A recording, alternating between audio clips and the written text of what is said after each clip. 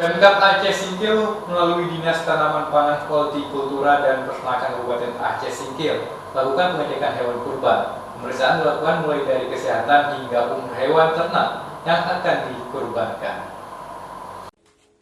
Jelang Hari Raya Idul Adha, Dinas Tanaman Pangan Hortikultura dan Peternakan Kabupaten Aceh Singkil melakukan pengecekan hewan ternak yang akan dikurbankan pada Idul Adha 1445 Hijriah tahun 2024.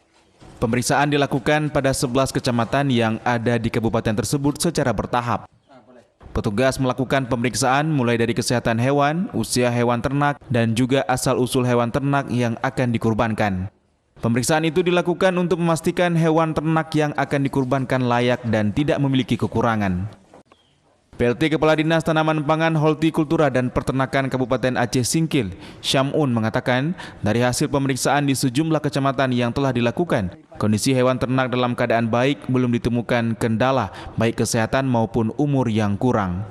Kita memang khususkan pemeriksaan kesehatan hewan ini lebih kepada hewan kurban, di mana tempat ini adalah tempat persinggahan sementara hewan-hewan ternak yang nanti akan disebar di dalam Kabupaten Aceh Singkil sesuai pesanan dari masyarakat Kabupaten Aceh Singkil.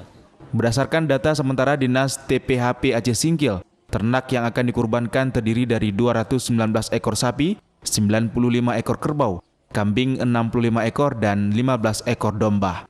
Kendati demikian, jumlah hewan kurban dipastikan akan bertambah lantaran data di sejumlah kecamatan belum masuk. Dari Kabupaten Aceh Singkil, Suparman Munte, iNews melaporkan.